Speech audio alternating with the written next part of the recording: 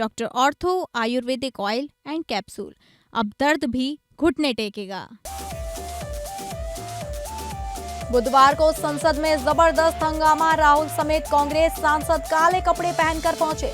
राज्यसभा में खड़गे बोले, प्रधान इस्तीफा दें फिर चर्चा करेंगे। हंगामे के बीच दोनों सदन कल तक स्थगित।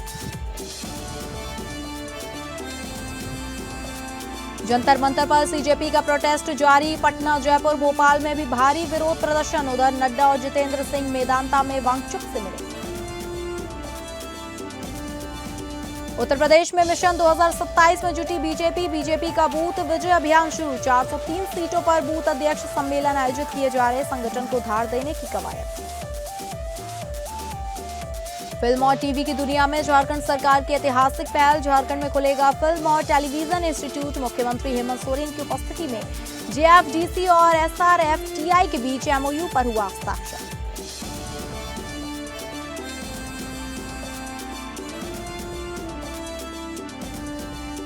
नमस्कार, आप सभी का बहुत बहुत स्वागत है इस बुलेटिन में। मैं हूं आपके साथ शालिनी राणा। शुरुआत करेंगे बुलेटिन की। संसद के मॉनसून सत्र के दौरान बुधवार को विपक्ष ने कॉकरोच जनता पार्टी के समर्थकों पर पुलिस कार्रवाई के मुद्दे पर हंगामा किया। लोकसभा और राज्यसभा में हंगामे के चलते लोकसभा की कार्यवाही को गुरुवार तक के लिए स्थगित कर दिया गया है। आज राहुल गांधी समेत अन्य विपक्षी सांसद काले कपड़े पहनकर संसद पहुंचे। विपक्षी पार्टियां 20 जुलाई के संसद मार्च के दौरान छात्रों पर पुलिस कार्रवाई, पेपर लीक का विरोध कर रही थी। राज्यसभा में मल्लिकार्जुन खड़गे ने कहा कि वे सदन में नीट पेपर लीक मामले में चर्चा तभी चाहते हैं जब शिक्षा मंत्री धर्मेंद्र प्रधान इस्तीफा दे दें। संसदीय कार्य मंत्री किरण रिजिजू ने लोकसभा में कहा कि सरकार पिछले 3 दिनों से लगातार नीट पेपर लीक के मुद्दे पर चर्चा की पेशकश कर रही है, लेकिन विपक्ष मुद्दे पर राजनीति कर रहा है। केंद्रीय मंत्री जेपी नड्डा ने राज्यसभा में कहा कि इंडी गठबंधन का व्यवहार बहुत गैर जिम्मेदाराना है। हम संसद में उनके इस लोकतंत्र विरोधी व्यवहार को साफ देख सकते हैं।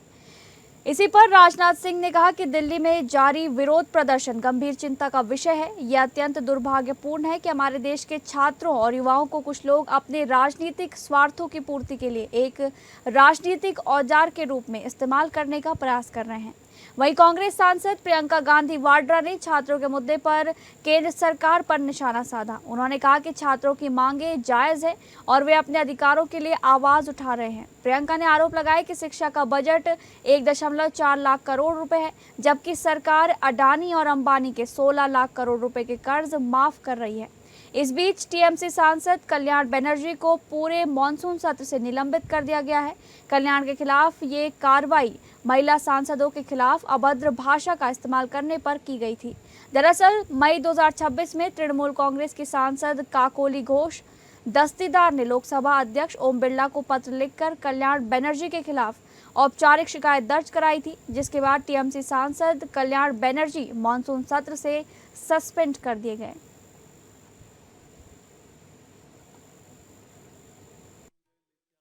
सर, हमारा डिमांड वेरी क्लियर है। Education minister should be resign.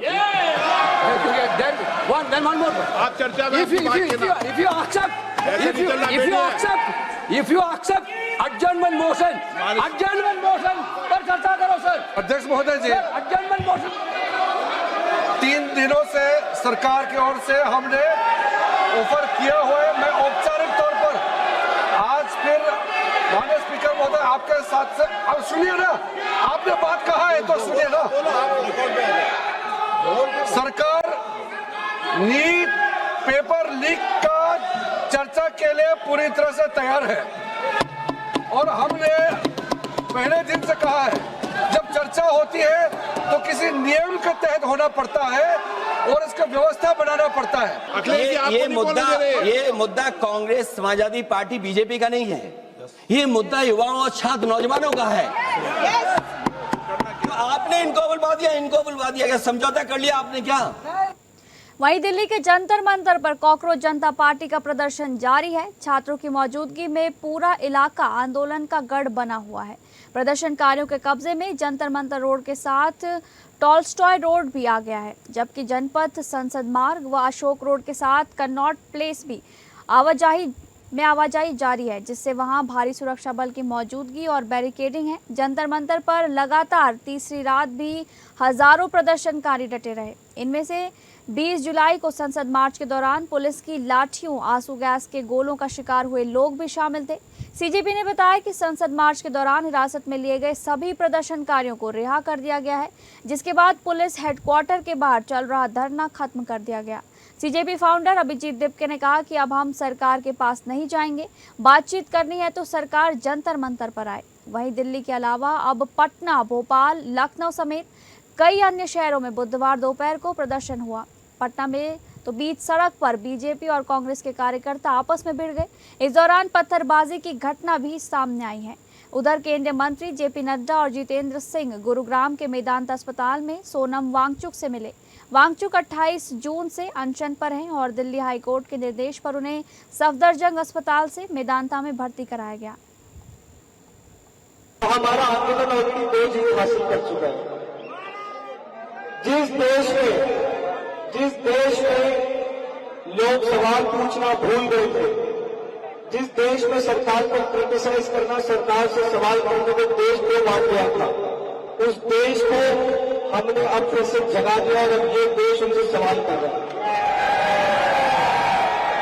अब हम इनसे डर मिला कि आंख में आंख डाल के बात करें। हेलो भैया, ये हमारा आंदोलन बहुत बड़ी जीत है। दूसरी हमारी जीत, ये सरकार जो इनके अकड़ में रहती है, जो 30 दिन से हमको कॉकरोच बोल रही थी, इंटरनेशनल बोल रही थी, टेररिस्ट बोल रही थी, वायरस बोल रही थी, उस सरकार को हमने झुकाया और सरकार को बोला प्लीज आकर हमसे बात करें। इसी कड़ी में समाजवादी पार्टी के राष्ट्रीय अध्यक्ष और पूर्व मुख्यमंत्री अखिलेश यादव को पुलिस द्वारा हिरासत में लिए जाने के बाद पार्टी के नेताओं और कार्यकर्ताओं का गुस्सा भी फूट पड़ा। इस कार्रवाई के विरोध में सपा के तमाम बड़े नेता और भारी संख्या में कार्यकर्ता विरोध प्रदर्शन करने के लिए सीधे उत्तर प्रदेश विधानसभा पहुंच गए। पार्टी के प्रदेश अध्यक्ष श्यामलाल पाल और वरिष्ठ नेता राजपाल कश्यप के नेतृत्व में ये किया गया। कार्यकर्ताओं ने उग्र होते हुए विधानसभा का घेराव करने की कोशिश की और राज्य सरकार व प्रशासन के खिलाफ जमकर नारेबाजी की। अचानक बड़ी संख्या में सपा कार्यकर्ताओं के विधानसभा पहुंचने से मौके पर अफरा तफरी का माहौल बन गया। समाजवादी पार्टी के कार्यकर्ताओं ने लखनऊ में कई जगह प्रदर्शन किया। अखिलेश यादव को दिल्ली में डिटेन किए जाने के विरोध में ये प्रदर्शन किया गया था। पुलिस ने सपा प्रदेश अध्यक्ष श्यामलाल पाल को हिरासत में लेकर इको गार्डन भेजा था। हालांकि ताज़ा खबर के अनुसार इको गार्डन से उन्हें रिहा कर दिया गया है। समाजवादी पार्टी के दर्जनों नेताओं को भी बारी बारी करके रिहा किया जा रहा है। समाजवादी पार्टी ने आज हजरतगंज, केसरबाग, परिवर्तन चौक और जीपीओ पर प्रदर्शन किया। परीक्षा और पूरे देश में जो परीक्षाएं होती हैं उसमें धांधली को लेकर के सोनम वांगचुक को गिरफ्तार किया गया, उनको अस्पताल में डाल दिया गया। इसके बाद कल बर्बरतापूर्वक प्रदर्शन कर रहे छात्रों पर बुरी तरीके से लाठीचार्ज हुआ और आज जब प्रधानमंत्री जी से वार्ता के लिए विपक्ष के सांसद और हमारे राष्ट्रीय माननीय अखिलेश यादव जी जब प्रधानमंत्री के आवास पर जा रहे थे तो विपक्षी सांसदों को और हमारे राष्ट्रीय अध्यक्ष माननीय अखिलेश यादव जी को, राहुल गांधी जी को वहीं पर गिरफ्तार करके पुलिस जाने कहा ले गई है। ये लोकतंत्र के विरोधी सरकार है और ये बेईमान और भ्रष्ट सरकार है। इसलिए हम सब लोग सोनम वांगचुक अपने नेता की गिरफ्तारी, माननीय अखिलेश यादव जी की गिरफ्तारी के विरोध में यहाँ पर धरना दे रहे हैं। अगली खबर का रुख करेंगे, जहां पर झारखंड के मुख्यमंत्री हेमंत सोरेन की अध्यक्षता में मंगलवार शाम झारखंड कैबिनेट की बैठक हुई। इसमें 6 से 12 अगस्त तक विधानसभा का मॉनसून सत्र बुलाने समेत कुल 49 प्रस्तावों को मंजूरी दी गई। बैठक के बाद विकास आयुक्त अजय कुमार सिंह ने बताया कि राज्य के दूर दराज के इलाकों के मरीजों के लिए हेलीकॉप्टर आपातकालीन चिकित्सा सेवा शुरू करने को मंजूरी मिल गई है। इसके तहत एक सिंगल इंजन हेलीकॉप्टर से एम्बुलेंस सेवा दी जाएगी ताकि गंभीर मरीजों को जल्दी बेहतर इलाज मिल सके। सरकार ने sickle cell, thalassaemia, haemophilia, type 1 diabetes और दिव्यांग बच्चों को स्कूल की बोर्ड परीक्षा में बैठने के लिए 75% उपस्थिति की अनिवार्यता में छूट देने की एसओपी को भी मंजूरी दे दी है। शिक्षा के क्षेत्र में झारखंड ई शिक्षा कनेक्ट प्रोग्राम के तहत 5 साल के लिए AI पावर्ड वर्चुअल क्लासरूम के लिए 176 करोड़ 78 लाख रुपए मंजूर किए गए। इसमें 2 केंद्रीय स्टूडियो, 5 प्रमंडल में क्षेत्रीय स्टूडियो और 1000 स्कूल शामिल होंगे। राज्य के विश्वविद्यालयों एवं अंगीभूत महाविद्यालयों के सेवानिवृत्त शिक्षकों एवं पदाधिकारियों को जो 7th सीपीसी का लाभ जो है वो 1/1/2016 से देने का प्रपोजल हुआ। पहले दिया गया था, लेकिन पहले दिया गया था इसको 1/4/2021 से। ये पे कमीशन सीपीसी सेंट्रल पे कमीशन 7th पे कमीशन का लाभ जो है वो 1/4/2021 से दिया गया था पहले। इसको लेकर 16 हो गया, उसको अब कर दिया गया है 16 1/1/2016। और जो पैसा नहीं दिया गया जो उनको उसको सूद समेत 6% ब्याज के साथ पैसा देने का।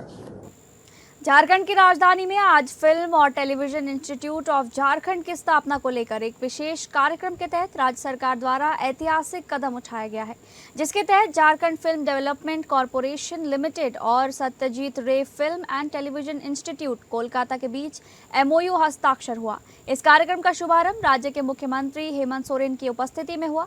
इस दौरान JFDC की तरफ से निदेशक राजीव लोचन बख्शी और SRFTI कोलकाता की तरफ से VC समीरन दत्ता ने इस ज्वाइंट कोलैबोरेशन को हस्ताक्षर किया। बता दें कि इस ऐतिहासिक MOU को पुणे और कोलकाता के बाद अब झारखंड में भारत के तीसरे प्रीमियर फिल्म और टेलीविजन इंस्टीट्यूट की स्थापना की दिशा में इसे मील का पत्थर साबित माना जा रहा है।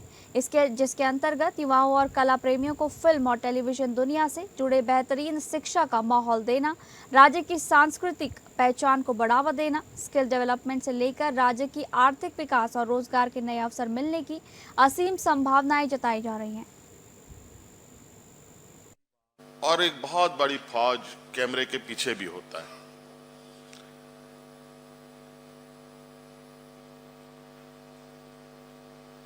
और सभी के पास जो मौजूद हुनर है,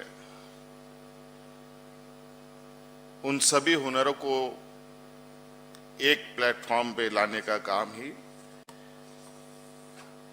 आज ये जो हम लोग पहल कर रहे हैं,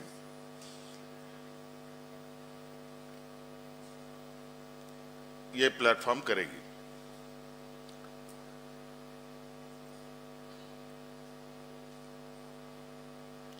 इस व्यस्त कार्यक्रमों में भी आंखों से नहीं कानों से भी हम सुनते हैं, कभी आंखों से भी देखने का मौका मिलता है। झारखंड में कई प्रतिभाएं जो मुझे लगता है कि आज के दिन में भी उसको अनछुआ है। उत्तर प्रदेश कैबिनेट की बैठक में कुल 18 प्रस्तावों को मंजूरी दी गई, जिसमें उच्च शिक्षा विभाग से जुड़े कई अहम फैसले भी शामिल हैं। छात्राओं को उच्च शिक्षा के लिए प्रोत्साहित करने के उद्देश्य से रानी लक्ष्मीबाई स्कूटी योजना को कैबिनेट की मंजूरी मिल गई है। वहीं भारतीय ज्ञान परंपरा को बढ़ावा देने के लिए प्रदेश के विश्वविद्यालयों और महाविद्यालयों में शोधपीठ स्थापना के प्रस्ताव को भी हरी झंडी दे दी गई है। इन महत्वपूर्ण निर्णयों पर APN न्यूज ने उत्तर प्रदेश के उच्च शिक्षा मंत्री योगेंद्र उपाध्याय से विशेष बातचीत की। इस दौरान मंत्री ने कैबिनेट के फैसलों की जानकारी दी और दिल्ली में चल रहे धरना प्रदर्शन को लेकर भी अपनी प्रतिक्रिया व्यक्त की। योगी कैबिनेट की बैठक में आज तमाम प्रस्ताव पास किए गए, जिसमें उच्च शिक्षा विभाग से जुड़े भी कई अहम प्रस्ताव रहे। हमारे साथ बात करने के लिए प्रदेश के उच्च शिक्षा मंत्री योगेंद्र उपाध्याय जी हैं। हमारे पार्टी के संकल्प पत्र में था कि उत्तर प्रदेश के अंदर हायर एजुकेशन को प्राप्त करने के लिए जो ड्रॉप रेट थी छात्राओं की वो बढ़ी हुई थी, उसको कम करने के लिए उनको सुविधा संपन्न बनाया जाए छात्राओं को। तो उसमें स्कूटी देना, जिससे आवागमन का साधन उनको उपलब्ध हो, और स्कूटी देने का जब एक उनको प्रोत्साहन मिलेगा तो प्रोत्साहित भी होंगे पढ़ने के लिए। तो उसी संकल्प के अनुरूप उनका अनुसरण करते हुए आज एक प्रस्ताव आया अपने कैबिनेट में। उसमें ये था कि उत्तर प्रदेश के अंदर जो उत्तर प्रदेश के रहने वाली मूल यहाँ की छात्राएं हैं वो, और जो 12 लाख रुपए से कम इनकम वाले परिवार हैं उनकी छात्राओं को हम स्कूटी प्रदान करेंगे, जिसमें निजी विश्वविद्यालय, सरकारी विश्वविद्यालय, निजी महाविद्यालय, सरकारी महाविद्यालय और एडेड महाविद्यालय सबकी छात्राएं होंगी। जो टॉप 5% होंगी उन सबको ये स्कूटी प्रदान की जाएगी। इसमें एक पैकेज शामिल किया गया है कि स्कूटी के रजिस्ट्रेशन का खर्चा, बीमा का खर्चा और एसेसरीज का खर्चा सरकार वहन करेगी। साथ में ही वितरण के समय 5 लीटर पेट्रोल और एक ISI मार्क का हेलमेट दिया जाएगा, जिसमें कि यह भी व्यवस्था की गई है कि मुख्यमंत्री जी के विशेष निर्देश पर कि जो दिव्यांग छात्राएं होंगी उनको सबको दी जाएगी ये स्कूटी, तथा शहीदों के परिवार की छात्राओं को और जो निराश्रित परिवार हैं उनकी छात्राओं को भी ये स्कूटी प्रदान करेंगे। देखिए, जिन लोगों ने अभी तक पूरी शिक्षा व्यवस्था इसी तरह चौपट की, ये वो लोग हैं जिन्होंने कभी ये नारा दिया था कि आप हमको वोट दीजिए, हम आपको नकल का अधिकार देंगे। तो ऐसे लोगों ने ही शिक्षा व्यवस्था को चौपट किया है। आज राष्ट्र विरोधी ताकतों को, राष्ट्र विरोधी शक्तियों को, जो कि शिक्षा व्यवस्था के नाम पर शिक्षण संस्थाओं की आड़ में इस देश पर कब्जा करना चाहती हैं, उनको आज प्रश्रय दे रहे हैं। और वो लोग जब प्रदर्शन करने आए तो इनका जनता के रूप में सपोर्ट और नैतिक और शारीरिक सपोर्ट मिला। इसका साफ मतलब जाहिर होता है कि ये राजनीतिक दल इतने हतोत्साहित हैं, इतने हताश हैं कि अब इनके सामने कोई मुद्दा नहीं है और ये अपनी राजनीतिक ज़मीन अपने बलबूते पर नहीं खड़ी कर पा रहे हैं। इसलिए ऐसे राष्ट्र विरोधी लोगों से जुड़कर अपनी राजनीतिक ज़मीन तैयार करने के लिए ये कुछ कसरत कर रहे हैं जो असफल होंगे। बहुत बहुत धन्यवाद हमसे बात करने के लिए। ये थे हमारे साथ उच्च शिक्षा मंत्री योगेंद्र उपाध्याय, जिन्होंने बताया कि जो आज फैसले लिए गए हैं कैबिनेट की बैठक में वो कितने महत्वपूर्ण हैं युवाओं के लिए, बच्चों के लिए, और साथ ही साथ जो प्रोटेस्ट चल रहा है दिल्ली में छात्रों का, उसको लेकर भी उन्होंने अपनी प्रतिक्रिया दी। Anand Singh, APN news. अगली खबर, उत्तर प्रदेश में मिशन 2027 की तैयारी में जुटी भारतीय जनता पार्टी ने संगठन को और मजबूत करने के लिए बड़ा अभियान शुरू किया है। प्रदेश की सभी 403 विधानसभा क्षेत्रों में बूथ अध्यक्ष सम्मेलन आयोजित किए जा रहे हैं, जहां बूथ स्तर तक संगठन को मजबूत करने पर जोर दिया जा रहा है। भारतीय जनता पार्टी ने उत्तर प्रदेश में मिशन 2027 के लिए अपनी चुनावी तैयारियां तेज कर दी हैं। पार्टी का कहना है कि बूथ ही भाजपा की सबसे बड़ी शक्ति है और बूथ अध्यक्ष संगठन की सबसे मजबूत कड़ी है। सम्मेलन का उद्देश्य बूथ विजय अभियान को गति देना और संगठन को बूथ स्तर तक और मजबूत बनाना है। भाजपा का दावा है कि प्रधानमंत्री नरेंद्र मोदी के नेतृत्व और मुख्यमंत्री योगी आदित्यनाथ के मार्गदर्शन में बूथ स्तर का गठन संगठन ही सुशासन और राष्ट्र निर्माण के संकल्प को आगे बढ़ाएगा। भारतीय जनता पार्टी अपने बूथ लेवल के अध्यक्षों के साथ लगातार संवाद करते हुए सरकार की योजनाओं को जनता के बीच में ले जा रही है। आज पार्टी उत्तर प्रदेश की 403 विधानसभाओं के 1,77,516 बूथों पर बूथ सम्मेलन कर रही है। सभी बड़े नेता इन बूथों पर जा रहे हैं। हर जिले में एक मंत्री की ड्यूटी लगाई है। स्वयं दोनों डिप्टी CM, मुख्यमंत्री जी, प्रदेश अध्यक्ष जी, लगभग सभी पार्टी के पदाधिकारी सभी आज बूथ सम्मेलनों में हर जिले में शामिल होंगे और हमारे संगठन को आवश्यक दिशा निर्देश देकर के आगामी आने वाले 2027 के चुनावों में हम अपने को मजबूती से प्रस्तुत करेंगे। अगली खबर, छत्तीसगढ़ के रायपुर कुशाभाऊ ठाकरे परिसर में बीजेपी की मैराथन रणनीति बैठक हुई, जहां संगठन से लेकर सरकार तक के तमाम बड़े चेहरे एक मंच पर नजर आए। राष्ट्रीय संगठन महामंत्री शिव प्रकाश, मुख्यमंत्री विष्णुदेव साय, प्रदेश अध्यक्ष किरण सिंह देव और संगठन महामंत्री पवन साय ने आगामी राजनीतिक रणनीति पर मंथन किया। पिछले कार्यक्रम जो हम करते हैं उसकी समीक्षा और आने वाले कार्यक्रम जो हैं उसके विषय पर विषय विस्तार से सबसे बातचीत और पूछताछ होती। जो पिछले कार्यक्रमों में जो प्रभारी थे पदाधिकारी की दृष्टि से कार्यक्रम कैसे हुए, किस स्वरूप में हुए, सारी जानकारियाँ इस तरीके से ये हमारे हर प्रतिमाह ये बैठक होती है। हमारे कोर ग्रुप की आवश्यक बैठक है जिसमें इन कार्यक्रमों के संबंध में आगे इम्प्लीमेंट कैसे होना है उस पर चर्चा होती है। अगली खबर सिक्किम में हुए एनएचपीसी के हाइड्रो इलेक्ट्रिक प्रोजेक्ट की टनल में फंसे 25 में से 20 मजदूरों के शव बरामद कर लिए गए। रेस्क्यू ऑपरेशन में जुटी टीमें देर रात तक बाकी 5 मजदूरों तक नहीं पहुंच पाई। ये मजदूर टनल में अलग अलग पॉइंट पर फंसे थे। टीमें इन तक पहुंचने के लिए 24 घंटे से मशक्कत कर रही थी, लेकिन टनल में मीथेन गैस भरी होने के चलते कई बचाव कर्मी बेहोश हो गए। ये आदित्य 3 टनल हैं जो नामची जिले के समरडुंग झोलुंगई में बन रहे तिस्ता स्टेज 6 प्रोजेक्ट का हिस्सा है।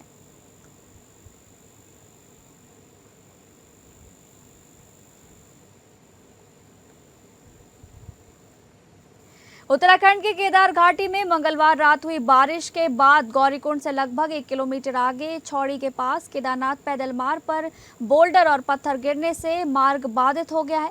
सुरक्षा के मद्देनजर यात्रियों को सुरक्षित स्थानों पर रोक दिया गया है। प्रशासन की ओर से मार्ग को सुचारू करने का कार्य जारी है। लगातार हो रही बारिश के बीच बुधवार सुबह मसूरी देहरादून मार्ग पर पानीवाला बैंड के पास भी पहाड़ी से भारी मात्रा में मलबा और एक पेड़ गिरने से यातायात करीब 2 घंटे तक बाधित रहा।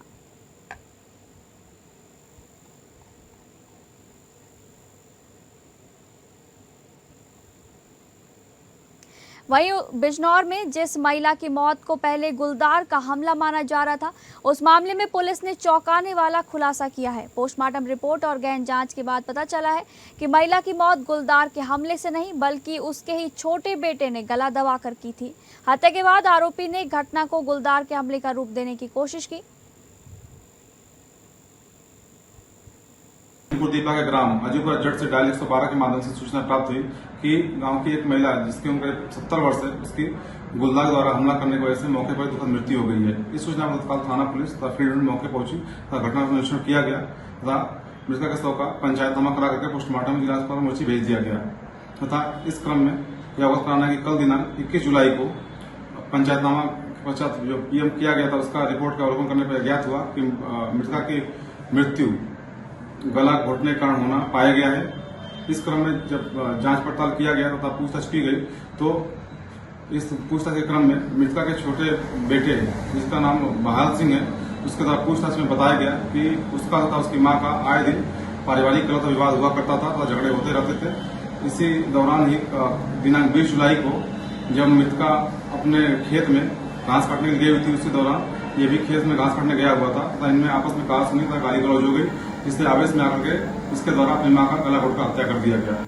अगली खबर लखनऊ के नाका क्षेत्र में डीएवी कॉलेज फ्लाईओवर पर बड़ा हादसा हो गया। बीती रात करीब 12 बजे तेज रफ्तार बिना नंबर की थार ने बाइक सवार 2 युवकों को जोरदार टक्कर मार दी। टक्कर के बाद बाइक थार के अगले हिस्से में फंस गई और करीब 100 मीटर तक घिसटती चली गई। हादसे में बाइक सवार गंभीर रूप से घायल हो गया। आसपास मौजूद लोगों ने पीछा कर थार सवार 2 युवकों को पकड़ा, जबकि एक युवती समेत 3 लोग मौके से फरार हो गए। थार में 4 लोग और 4 युवक और एक युवती सवार थी। पकड़े गए युवकों को पुलिस के हवाले कर दिया गया है। बाइक पूरी तरीके से क्षतिग्रस्त होकर गंभीर रूप से घायल युवकों को अस्पताल में भर्ती कराया गया है।